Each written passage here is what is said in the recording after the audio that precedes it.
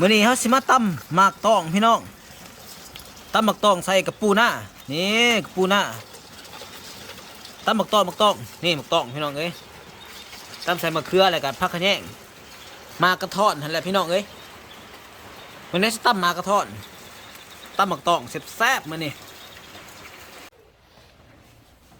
ใส่กับปูหน้าน้ำพี่น้องนี่ตัวเดียวกับตัวซุกแซ่บๆมื้อนี้ขะแยง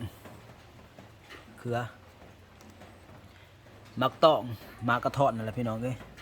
เดี๋ยวจะมาตำ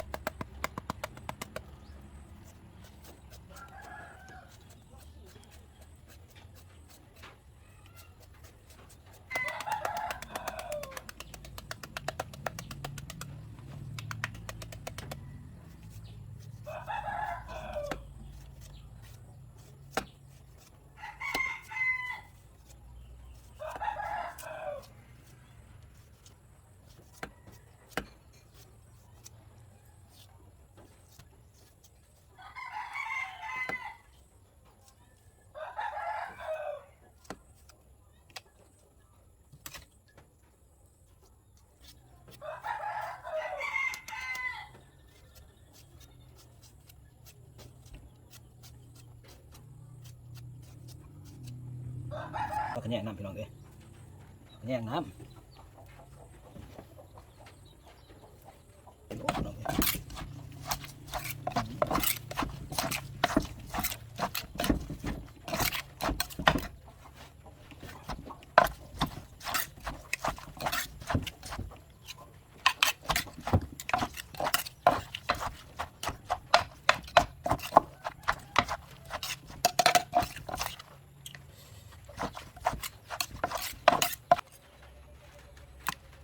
สุกตัวนี้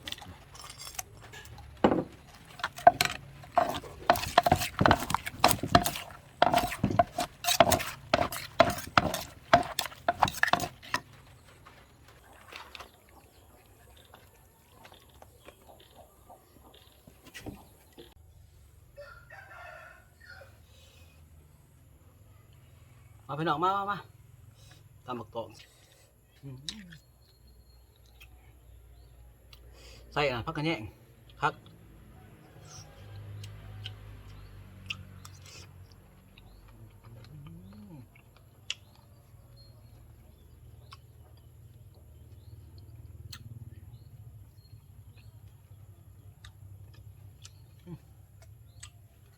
ใส่มา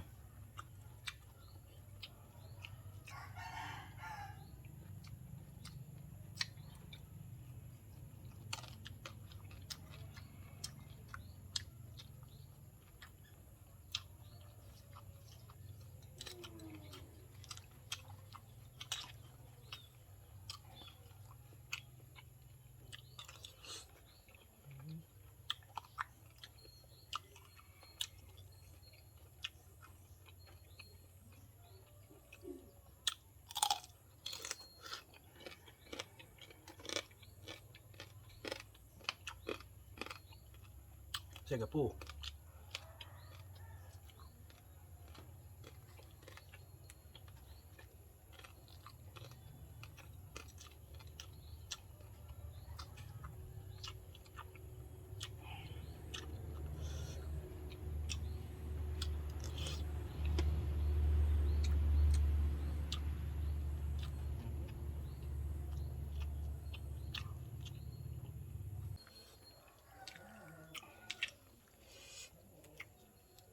นัวอะไรพี่น้องเลย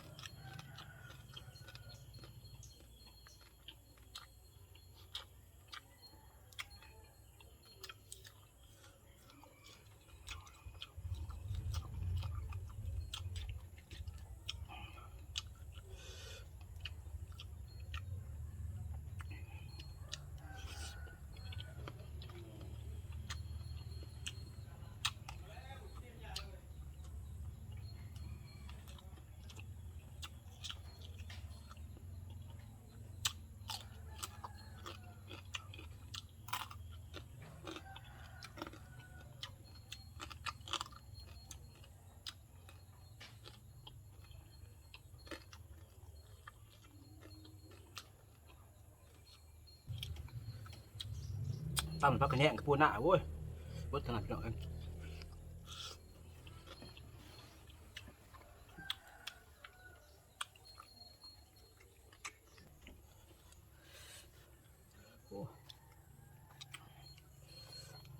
ใส่มะเขืออะไรน้ำนี่มะเขือยังเกิดหอมพักกระแหน่ชุดยอด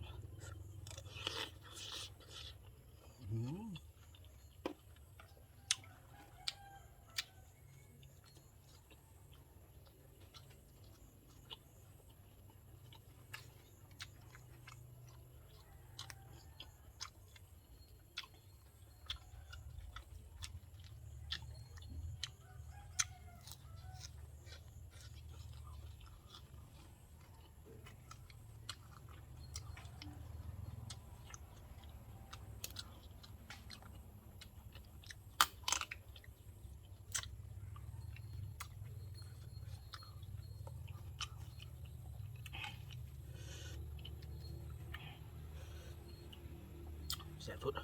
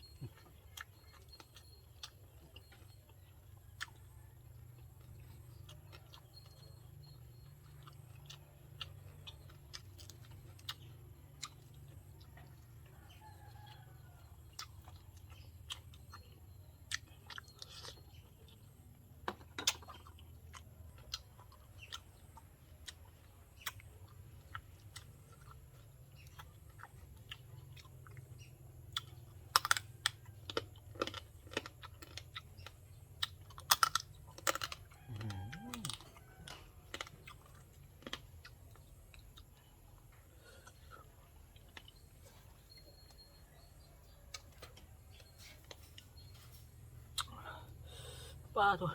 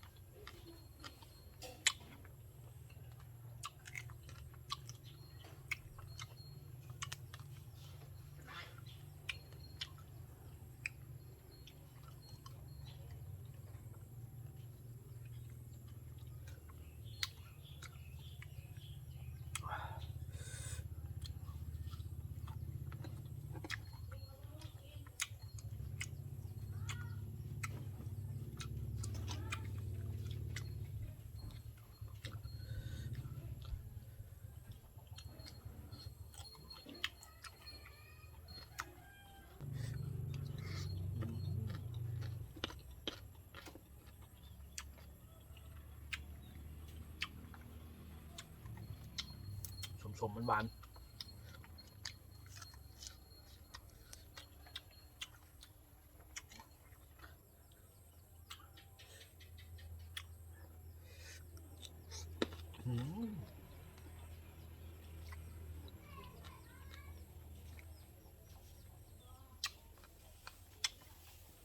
ในมันใหญ่